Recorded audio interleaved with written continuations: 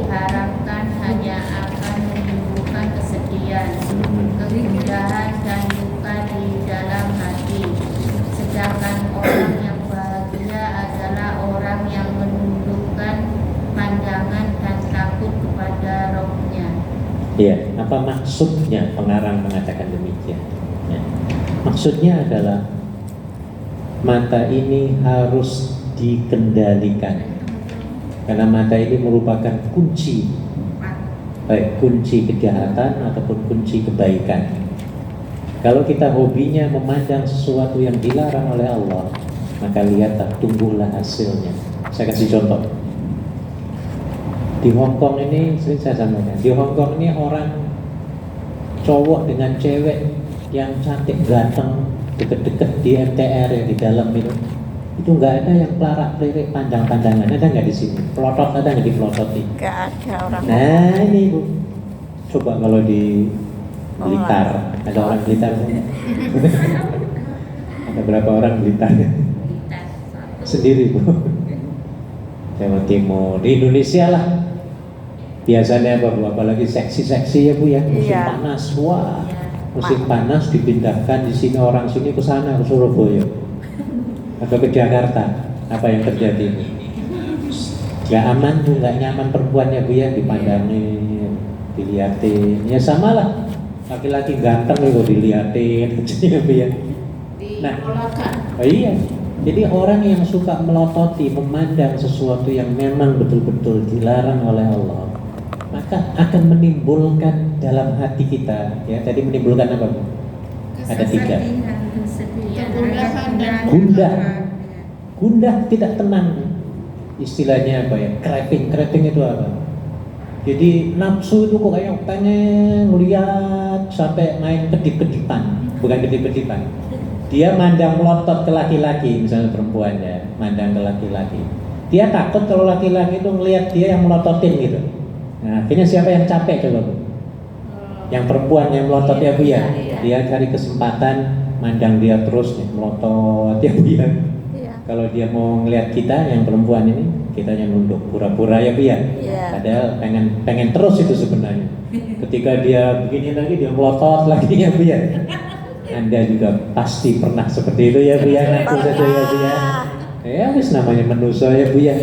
Semua pasti. Kalau ada yang aneh itu kadang ya Pak.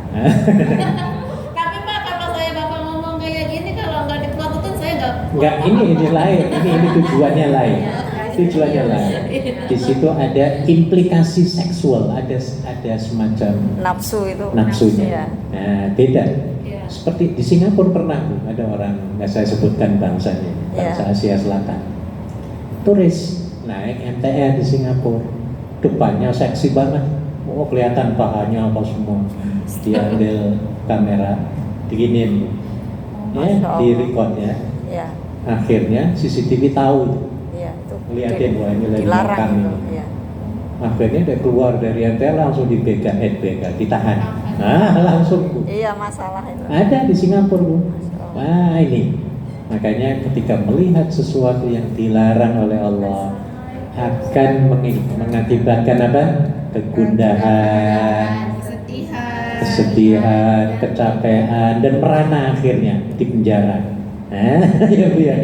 Ataupun didenda kalau nggak di penjara. Coba memble apa enggak Bu? Senangnya nggak seberapa, akibatnya tahunannya beda, penderitanya tahunan. Makanya Ibu, saya salut loh, orang Hong Kong saya salut banget Bu. Benar nggak ada yang pelarak-pelirik itu, nggak ada. Bule mereka tuh nggak peduli ya Pak. Bule, nggak tahu ya bule juga kayaknya sama ya. Nggak peduli maksudnya. Dia tuh emle nggak peduli. Oh saya kira bule. Iya nggak peduli. Di sini tuh walaupun cantik banget ya. Ini saya jadi laki-laki nih, laki Hong Kong. Depan saya tuh sudah seksi, cantik. Depan banget ya, 1 meter ya Bu ya. Itu anehnya itu nggak berani itu mendelik. Macam benar loh, itu Islam banget kalau menurut saya itu Islam banget itu. Dan itu dapat menenangkan menurut ini. Dan dalam Al-Quran hadis Nabi juga demikian. Ya. Akan menenangkan jiwa, pikiran, tenang hati kita. Coba kalau nggak kita nunduk, sengsara apa enggak kita Bu? Melototin itu sengsara apa enggak sih? Ketika itu sengsara gundah ya, karena nafsu yang dikejar. Iya. Orang kalau mengejar nafsu yang bukan diridhoi Allah, tidak diridhoi Allah, itu akibatnya akan menderita sakit hati, akan pengen terus ya, apalagi misalnya sudah dipelototi gitu terus turun, dia ikuti lagi turun. Nanti kita kan biasanya begitu ya Bia. Iya. Perempuan cantik dikintili oleh laki-laki, ya. Terus sampai di rumah, rumah di pintu tiba-tiba ada suaminya nongol. Ayo kira-kira gimana tuh? Takut. Pengen dalam hatinya ingin kenalan, tiba-tiba ada suaminya. Wah ini Bu. Apa yang dia dapatkan Bu? Gundah gulana. Kemarahan, kekecewaan, ya Bu ya. Iya. Kayaknya luar biasa, Islam itu agama paling lengkap. Iya, dari segi memandang aja diatur loh. Sampai Nabi pernah menegur kepada orang-orang yang suka hangout, apa hangout itu? Jalan-jalan, Nongkrong. nongkrong. Di mall, di jalan-jalan. Ini yang kebiasaan generasi kita ini di tanah air. Digadu itu ya Pak. Ya, waktu saya masih mondok ya di Bekasi. Kalau liburan, ayo kita nongkrong di dulu belum ada mall tahun 70-an di pasar ya. Belum ada mall nongkrong di ya. Kalau sekarang di mall lah. Iya. Nah, jadi Nabi pernah menegur kepada orang-orang yang suka hangout, anak-anak muda, bukan muda, ada orang tua ya Bu ya, yang duduk-duduk di pinggir jalan. Akhirnya apa? Nabi mengatakan, boleh kamu duduk di sini pinggir-pinggir jalan ini, ya, tetapi berikan jalan itu haknya. Hadisnya isinya adalah u'tut tariqa haqqah. Berilah haknya jalan itu, karena jalan itu punya hak loh. Ketika ditanya apa itu jalan, haknya jalannya Rasulullah, Nabi menjawab, ghaddul basar. Tundukkan pandanganmu. Kalau kamu mau duduk-duduk di nongkrong-nongkrong silahkan, nggak dilarang, tapi tundukkan pandanganmu terhadap aurat lawan jenis. Nah ini Bu. Makanya dengan menundukkan akan lebih adem ya Bu ya sebenarnya ya Bu ya. Oh, seganteng apapun di depan kita Bu di MTR ya Bu ya, yang paling indah itu melotot apa nunduk? Nunduk. Yang paling adem, paling bahagia nunduk. Nah, ini karena melotot itu setan. Setan itu biasanya nggak puas terus. Kalau sudah terlakukan baru penyesalan. Itu setan kerjaannya. Ya Allah. Nah, ya kayak tadi sampai dikitili ke rumah pengen kenalan, tiba-tiba yang nongol siapa? Suaminya. Lokong. Mati aku. Ayah. Mati dia. Nah, akhirnya dia yang sakit sendiri, menderita sendiri, ya, karena pandangannya itu tadi. Apalagi hak jalan yang dikatakan oleh Nabi selain dari ghaddul basar. Ghaddul basar menundukkan pandangan. Keduanya adalah kafful adza, menahan dari nyakiti orang. Apa maksudnya? Nyakiti orang sih. Jangan ngatain orang, nyuit-nyuitin, syut-syut. Ada cewek jalan, ada yang begitu Bu, cowok. Kan begitu biasanya ya, di kita ya Bia. Ada cewek cantik nih, yang lakinya nyuit-syuit, atau tepuk tangan, atau manggil ya. Ini namanya ganggu ya. Nah, jadi menghindari dari gangguan-gangguan. Apalagi tangan, ya, narik-narik misalnya ya. Ada cewek jalan ditarik ngobrol paksa, itu juga nggak boleh. Apalagi. Nah, jadi ini yang diberikan oleh Nabi Sallallahu Alaihi Wasallam.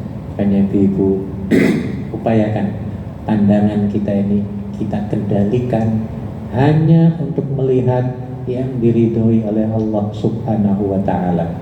Yang paling adem adalah baca Al-Quran. Ya biar baca Quran capek. Ya, lihatlah pandangan yang hijau-hijau, ya biar pergi ke gunung-gunung, ya biar pergi ke lautan. Jangan nongkrong di mall nyari apa? AC.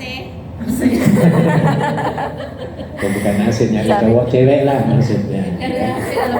Cari gratisan AC. Ya boleh, AC ya boleh. Cari WC biasanya kalau Oh. Jadi kalau pengen buang air kecil, nyari WC-nya di mana? Di mall paling adem, gratis. Iya. Bersih. Nah, oke. Sedangkan orang yang bahagia adalah orang yang menundukkan pandangan dan takut kepada Allah. Ini paling indah kita memandang Al-Quran sebenarnya. Kayaknya orang yang sudah hatinya terbuka ketika membaca Al-Quran, rasanya kok adem, enak, ya Bu ya, tenang, nyaman, bahkan sampai nggak mau berhenti kalau nggak capek. Pernah baca Al-Quran pengen terus ya Bu ya? Iya. Terus kalau nggak capek itu, kalau nggak lapar atau kayaknya pengen terus kalau nggak ada kerjaan lain. Ini saking indahnya ya kita memandang sesuatu yang diridhoi Allah Subhanahu wa Ta'ala. Ada komentar Bu di sini, ada pengalaman atau apa Bu? Nomor 7. Ada pertanyaan? Ada? Ada. Ya. Jadi yang dilarang upayakan kita tinggalkan. Termasuk melihat movie-movie ya, ini akan sebenarnya menghabiskan waktu kita dan gak ada manfaatnya melihat itu. Iya? Movie, ya film-film yang merangsang, ya. Sama sekali manfaatnya nggak ada loh. Sudah waktunya kita habis, manfaatnya nggak ada. Di akhirat kelak, wah dihisab kita Bu. Iya, dikemanakan umur ketika masa mudamu maka masih hidup ya. Semuanya akan ditanyakan oleh Allah Subhanahu wa Ta'ala. Makanya berhati-hati, mata dan pandangan kita sebenarnya adalah amanah dari Allah Subhanahu wa Ta'ala ya. Mata dan pandangan itu rezeki bukan? Rezeki. Sekarang rezekinya luar biasa, kita ya bisa mandang, lihat warna-warni ya. Orang yang baru diberikan musibah kebutaan, coba bayangkan seperti apa reaksinya, penyesalannya ya Bu ya. Tiba-tiba buta gak ngeliat gitu loh. Ayo, harganya mahal atau enggak Bu? Mahal banget. Kalau dia punya uang, misalnya ada orang menawarkan, kalau kamu bayar 50 triliun aku akan hidup akan bukakan lagi matamu dan bisa memandang. Kira-kira sanggup bayar apa enggak dia Bu? Sanggup, dia akan bayar kalau ada ya dia.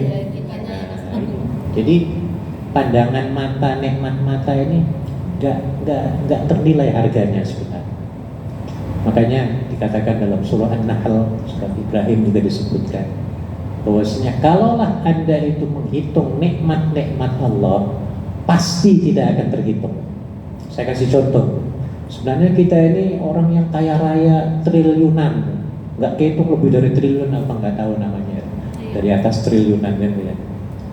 Coba saya kasih contoh ya. Ada orang bawa duit 999 triliun, juta triliun Bu. Ingin memberikan kepada kita Bu. Kita mau nggak Bu dikasih duit gratis kayak gitu? Mau kan ya Bu ya? Tapi dengan syarat mata sebelah kananmu tak cungkil. Ayo, mau apa enggak Bu?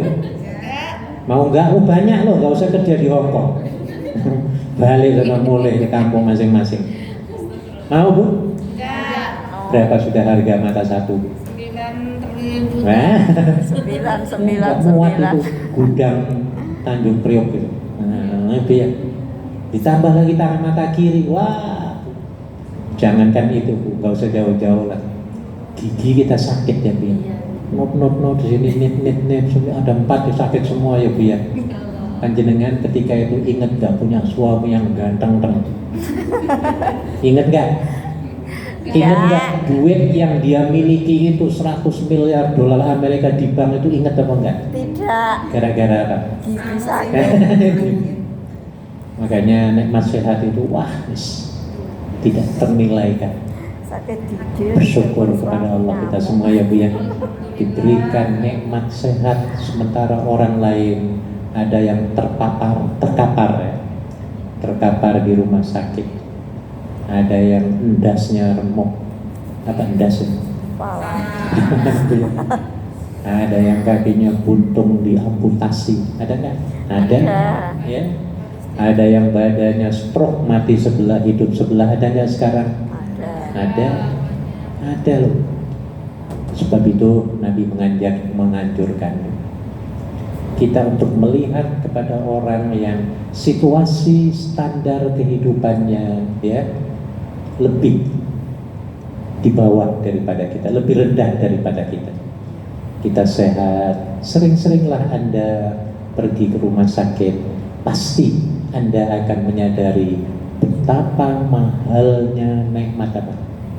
Sehat. Nah, pernah mengunjungi orang sakit tuh? Udah sakit malah Pak. Tapi kebanyakan kita mengunjungi sekedar mengunjungi, kurang merenungi ya Bu ya. Benar apa enggak? Kurang merenungi, ya bagus mengunjungi ada pahalanya. Tapi kalau lebih merenungi lagi, dia akan bersyukur kepada Allah.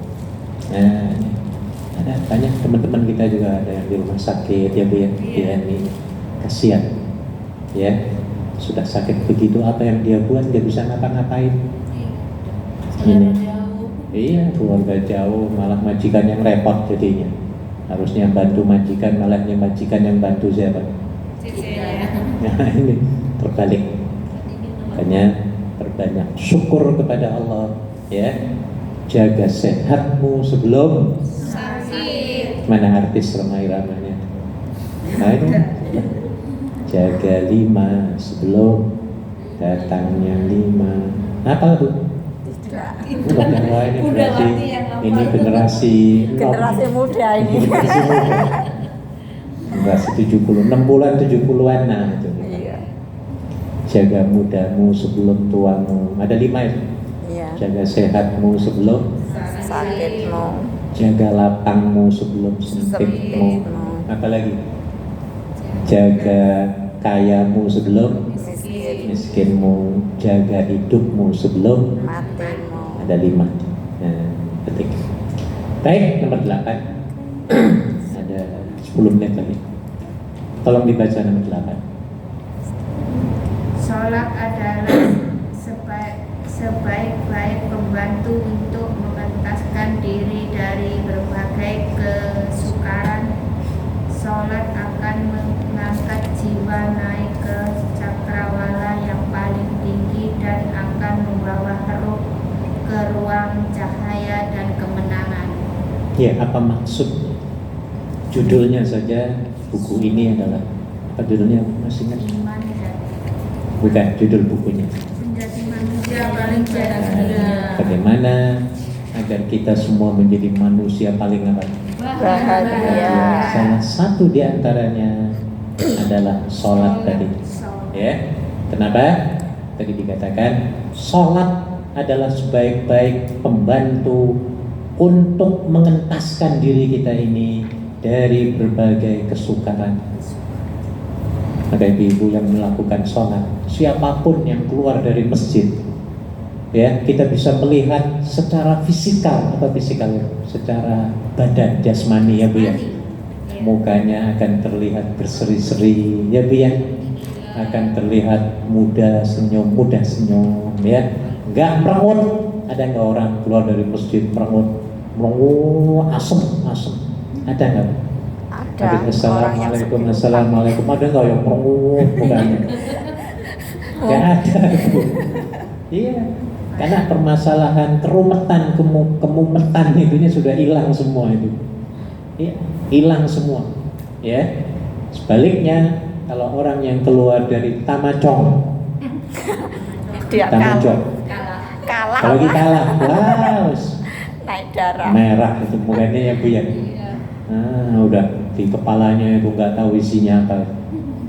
Nah, kan orang yang baru sembahyang, ya, semuanya akan menghasilkan kebaikan, termasuk kemumetan, ya, kesukaran, ya, yang ditimbulkan oleh berbagai masalah. Karena kita apa?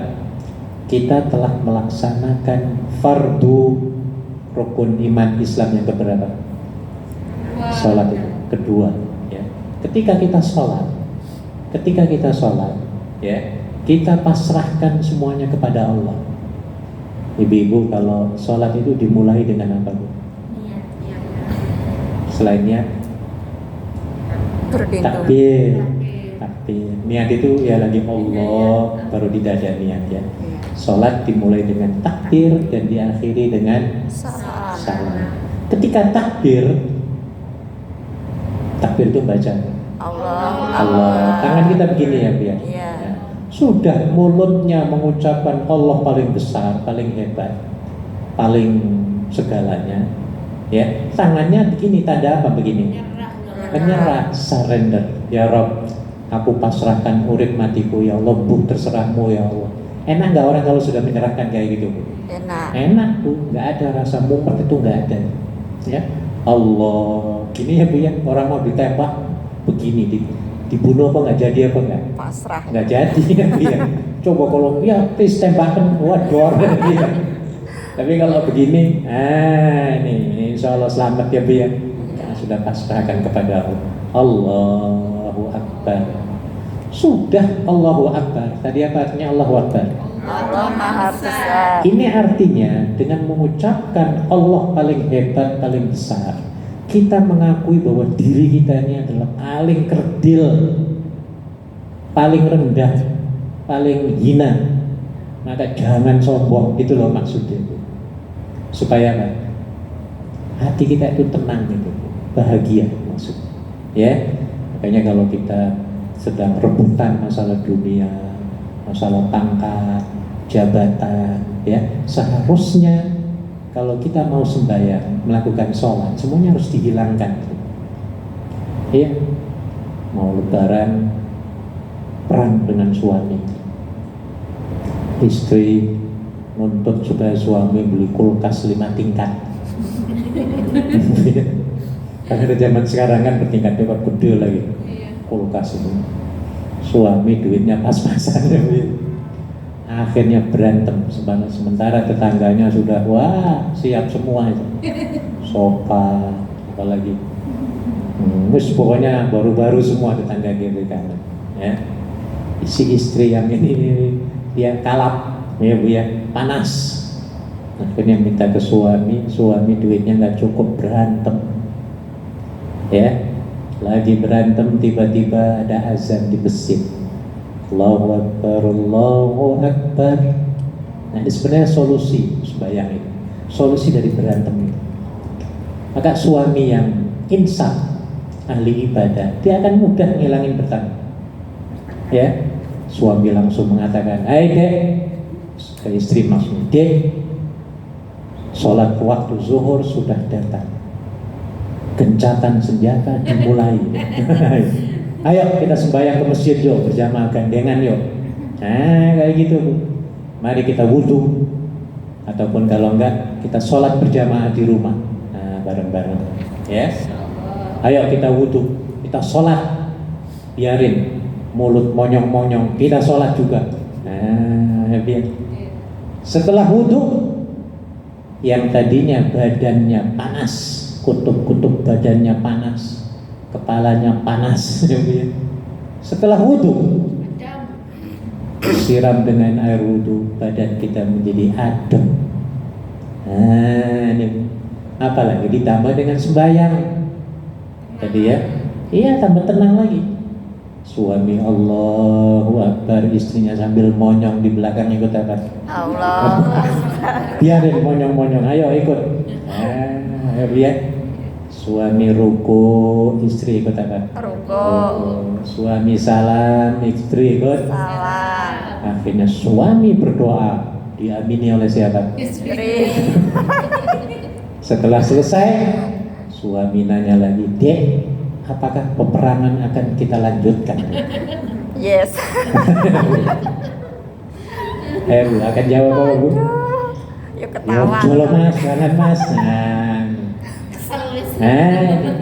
Jadi yang timbul adalah kedamaian. Ya Bu ya. Jadi sholat akan memberikan kedamaian kepada kita. Maka hikmahnya ada 3 sholat itu. 1, sakinah, ketenangan. 2, tawadhu'. Apa tawadhu'? Rendah hati. Ya. nggak sombong. Kenapa nggak sombong? Kepala itu kan biasanya di atas ya, Bi. Iya. Kepala Anda ada di mana sekarang? Atas. Di atas badannya, Bi. Ya. Disuruh sujud oleh Allah, kepala mau taruh di mana? Bawah. Ya, Bi. Ya. Di bawah, di tempat yang biasa diinjek-injek kaki yang kotor. Malah kita ikhlas. Ikhlas tuh, kadang orang mau sujud nggak ikhlas. Nggak ikhlas semua ya, Bi. Ya. Di situ kita belajar tawadhu, ya, merendahkan hati kita kepada Allah. Dan yang ketiganya adalah melatih kita untuk menjadi orang yang paling ikhlas melakukan sesuatu. Sudah jam 1 pas, baru 2 poin. Dua-duanya bilang minggu kemarin 2 poin. Iya. Kita apa-apa sedikit demi sedikit, ya. Yang penting kita dapat mengamalkan ilmunya. Ingat, kalau Anda tidak mengamalkan dalam 48 jam dari sekarang, dijamin lupa. Nah, maka amalkannya, biar Anda tidak mengamalkan ilmu yang didapat dalam 48 jam, pasti dijamin lali. Maka amalkan apa yang kita dapat. Baik, saya kira cukup, sudah jam 1. Mari kita tutup pengajian kita dengan bacaan tasbih kafaratul majlis. Subhanakallahumma wa bihamdika asyhadu an la ilaha illa anta astaghfiruka wa atubu ilaik. Terima kasih. Assalamualaikum warahmatullahi wabarakatuh. Waalaikumsalam warahmatullahi wabarakatuh. Makan siang-siang ya.